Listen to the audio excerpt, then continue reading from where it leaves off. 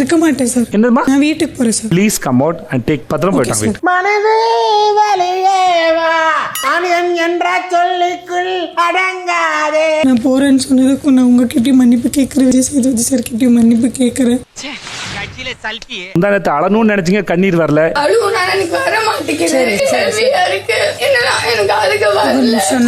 மூஞ்சி மட்டும் தான் வேலை செய்து, மத்ததெல்லாம் அப்படியே இருக்கு. இன்னைக்கு அழக்கூடாதுன்னு நினைக்கிறீங்க, கண்ணீர் வருது. என்ன பண்றது?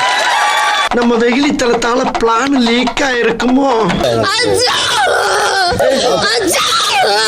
ஹை சும்மா 1 மணி நேரம் எபிசோட 1 மணி நேரத்துக்கு நம்ம ரிவ்யூ பண்ணிட்டு இருக்க வேண்டாம். சும்மா எல்லாத்தையும் போட்டு உழப்பாமல் முக்கியமான 3 விஷயத்தை மட்டும் பேசிட்டு ஷார்ட் அண்ட் ஸ்வீட்டாக முடிச்சிடலாம். அதனால் வீடியோ ஃபுல்லாக பாருங்கள். சப்ஸ்கிரைப் பண்ணாதவங்க முக்கியமாக சப்ஸ்கிரைப் பண்ணிக்கிங்க. ஏன்னா வீடியோஸ் ஃபுல்லாக வியூஸ் போகுது, ஆனால் சப்ஸ்கிரைப் பண்ண மாட்டேங்கிறீங்க. அதனால் சப்ஸ்கிரைப் பண்ணிவிட்டு வீடியோக்குள்ளே போயிடுவாங்க.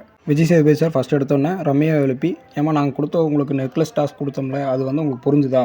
அது போக உங்களை சுற்றி 2 பேர் கேம் விளாண்டாங்க, அந்த கேம் என்னன்னு உங்களுக்கு தெரியுமா அப்படின்னு கேட்டாங்க. அதுக்கு ரம்யா எனக்கு வந்து டாஸ்க் புரிஞ்சுது சார், ஆனால் என்னை சுற்றி 2 பேர் ப்ளே பண்ணான்னு நீங்கள் சொல்கிறீங்களா, அந்த கேம் வந்து எனக்கு புரியல, என்கிட்ட யாரும் சொல்லவும் இல்லை, அது கேம்னு எனக்கு இப்போ வரைக்கும் புரியல அப்படிங்கிற மாதிரி சொல்லிட்டாங்க. ரம்யா எப்படின்னு சொன்னதுக்கப்புறம் விஜய் சேதுபதி நம்மளால் என்ன பண்ணியிருக்கலாம், ஜஸ்ட்டு இப்போவே பிரச்சனையை முடிக்கலான்னு சொல்லி ஒரு டிசிஷன் எடுத்துருக்கணும். என்ன டிசிஷன்னா, குறும்படத்தை போடலாம், குறும்படம் போட்டோம்னா என்னென்னு பார்த்துடலாம்ல அப்படின்னு சொல்லி ஒரு குறும்படத்தை போட்டிருந்தா பிரச்சனை அங்கேயே முடிஞ்சுது, அவ்வளோதான், அதோட முடிஞ்சுது. ஆனால் நம்மளால் தான் அதை பார்க்க மாட்டார். அதை பண்ணாமல் தூக்கிட்டு சுற்றுறாரு. ரம்யாட்ட முடிஞ்சு வியன்னாட்ட போகிறாரு. வியன்னா முடிஞ்சோன்னா பார்வதி கூப்பிட்றாரு. பார்வதி சொல்லுது, நான் வந்து இது ஒரு டாஸ்க்காக தான் பண்ணேன், நான் அதை வந்து சொன்னேன், பிளேன்னு சொன்னேன், சொல்லலை அப்படின்னு சொல்லிட்டு ஏகப்பட்ட உழப்பல். சரி, கடைசியில் இத்தனை பேர்த்தை கூப்பிட்டு இத்தனை பேர்த்தை எழுப்பி விட்டு பேசி 3/4 மணி நேரம் அந்த பேசின்னு பேசிட்டு ஒன்றுமில்லாத பக்கெட் வச்சு இது பேசணுமே. சரி, பேசி சொல்யூஷன் கிடச்சதான்னு கேட்டால் அதுவும் கிடையாது, சொல்யூஷனும் கிடைக்கல.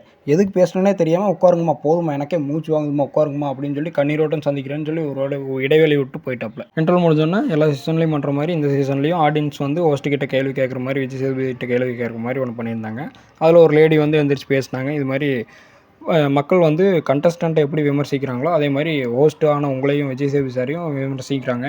அது வந்து நீங்கள் எப்படி பார்க்குறீங்க சார் அப்படின்னு கேட்டோன்னா, அதை வரவேற்கிறேங்கம்மா நான் அப்படின்னு சொல்லி இருகரம் கூப்பி வரவேற்கிறோம் அப்படிங்கிற மாதிரி பேசி அதையும் ஒன்று முடிச்சுட்டு போயாச்சு. சரி, சொல்யூஷன் கிடச்சதோ கிடைக்கலையோ, கடைசியில் அந்த பக்கெட் துணி பக்கெட் விட்டு வெளியே வந்தாரான்னு பார்த்தா மறுபடி திரும்பி துணி பக்கெட்டுக்குள்ளேயே தான் போவேன்னு சொல்லிட்டு ஆளை மட்டும் மாற்றிட்டாப்ல. ரம்யா உட்கார வச்சு போட்டு வியானாவை தூக்கி எந்திரிச்சு நிற்க வச்சுட்டு கேள்வி கேட்குறாரு. வியானா, எங்கே வியானா போனீங்க, எதுக்குள்ளே தொலைஞ்சிங்க, எங்கே உன்னை தொலைச்சிங்க அப்படின்னு சொன்னோன்னே ஒரு க்ளோஸ்அப். யாருக்கு? எஃப்ஜே. அது வந்து ஊருக்கே தெரிஞ்சு வச்சு. எஃப்ஜேனால தான் எஃப்ஜே வந்து ஆதிரையை ஒரு மாதிரி பேசிட்டு வியானா கூட கொஞ்சம் கொலவராருங்கிறது ஊரே பார்க்குது. சரி, அதை விட்டுறலாம், நம்ம அதை பேசினோம்னா எங்கேயோ போயிடும். அப்புறம் வியானாவை எழுப்பி மடியுமே, ஏமா நீயும் பார்வை சேர்ந்து இது ஒரு கேம் ஸ்ட்ராட்டஜி ஏதாவது பண்ணீங்களா, என்னடா பண்ணீங்களான்னு கேட்குறீங்கன்னு பார்த்தோம். இந்த வாரம் வீட்டு தலையன் ரம்யா வந்துட்டு அன்னைக்கு ஒரு 3 நாள் இருக்கும். அப்போ வந்துட்டு பாத்ரூம்குள்ளே ஒரு பக்கெட்டில் துணி நினச்சி வச்சிருக்குது, அதை போய் எடுத்துகிட்டு வாங்க விக்ரம்னு சொல்லி விக்ரம் கிட்ட சொன்னாங்க. அதுக்கு விக்ரம் முடியாதுன்ட்டாப்ல. ஏன்னா அடுத்தவங்க யாரோ நினச்சி வச்ச துணி நானே எடுக்கணும் அப்படின்னு சொல்லி அவர் வேண்டான்ட்டாப்ல. நான்லாம் எடுக்க முடியாது அப்படின்னு சொல்லிட்டாரு.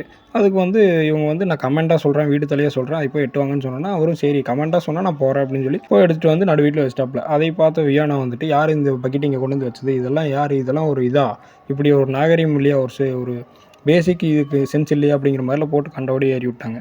எதுக்குடான்னு கேட்டால் அந்த துணி அவங்களது தான், அந்த துணி அவங்களுக்கு தான் சொல்லி தான் விக்ரம் எடுத்துகிட்டு வந்து வச்சிருப்பாரு, பார்த்ததுனால தான் இது என் துணிங்கிறனால தான் எடுத்துகிட்டு வந்து வச்சுட்டாருங்கிற மாதிரிலாம் போய் கண்டவனி அவரை போட்டு இருந்தாங்க. ஆனால் அவர் வந்துட்டு நீட்டாக சொல்லிட்டாப்புல, இது மாதிரி நானாக போய் பார்த்துட்டு வந்து எடுத்து வைக்கல, ரம்யா வீடு தலையான ரம்யா வந்து எனக்கு சொன்னாங்க, கமெண்ட் சொன்னாங்க, நான் போய் எடுத்துகிட்டு வந்து வையினாங்க, நான் வச்சுட்டேன், அவ்வளோதான் சொல்லிட்டாப்புல. இதில் சைடு கேப்பில் சந்தில் சேர்ந்து போடுற மாதிரி இந்த அரோரா வேற கைவிட்டு பார்த்துருப்பாங்க, அது லேடிஸ் ட்ரெஸ்ஸுன்னு தெரிஞ்சிருக்கும், அதனால தான் கொண்டு வந்து வச்சிருப்பாருங்கிற மாதிரி ஒரு பேடான ஒரு அசசினேட் பண்ணுற மாதிரி பேசி விட்டாங்க. இதையெல்லாம் பண்ணதெல்லாம் தான் ஒரு கேமுன்னு சொல்கிறாங்க. இதெல்லாம் பண்ணதெல்லாம் தான் ஒரு கேம். ஆமாம், அதைத்தான் விஜய் சேதுபதி சார் கேட்டார். இது மாதிரி ஏமா வியானா, இது மாதிரி நீயும் பார்வதியும் சேர்ந்து தான் இந்த கேம் பண்ணீங்களா அப்படின்னு கேட்டால், ஏன் பார்வதி இதில் இன்க்ளூட் ஆகுறாங்கன்னா, இந்த எப்பவும் போல் குட்டையை குழப்பினதே பார்வதி தான், இந்த கேம் பிளானை போட்டதே பார்வதி தான் சொல்லி கடைசியில் தான் தெரியுது. இந்த கேமை தான் ரம்யா கிட்டேயும் நான் சொன்னேன் சார், இது கேம் தான் அப்படிங்கிற மாதிரி சொன்னேன் அப்படிங்கிறாங்க. பிளேன்னு சொல்லலை இவங்க, ரம்யாருன்ட்டு பிளேன்னு சொல்லலை, இதெல்லாம் எனக்கு சொல்லவே இல்லை, இவங்க இப்போ வந்து சொல்லிவிட்டு சொன்னாங்கிறாங்க அப்படின்னு சொல்லிட்டு போட்டு கதறி அதில் தேவையில்லாமல் ஆகிப்போச்சு. கடைசி வரைக்கும் இந்த பக்கெட் பிரச்சனை 3/4 எபிசோடு பக்கம் இதே போயிடுச்சு.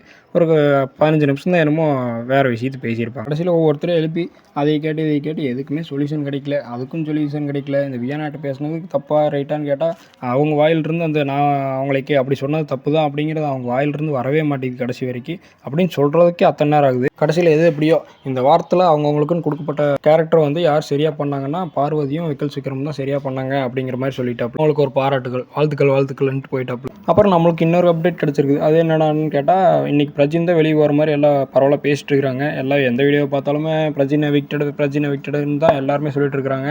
நம்ம எம்டி அண்டு அவரும் அப்படி தான் சொல்லிக்கிற மாதிரி இருக்குது. பார்க்கலாம் யார் எவிக்ட் ஆவாங்கன்னு. ஆனால் பிரஜிட் எவிக்ட் ஆகினாங்கன்னா அவ்வளோதான், இன்றைக்கி எல்லாம் டிவி ஆஃப் பண்ணிட்டு போயிருங்க.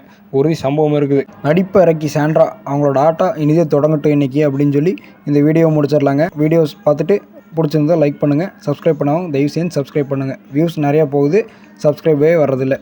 சப்ஸ்கிரைப் பண்ணுங்கள். தேங்க்யூ.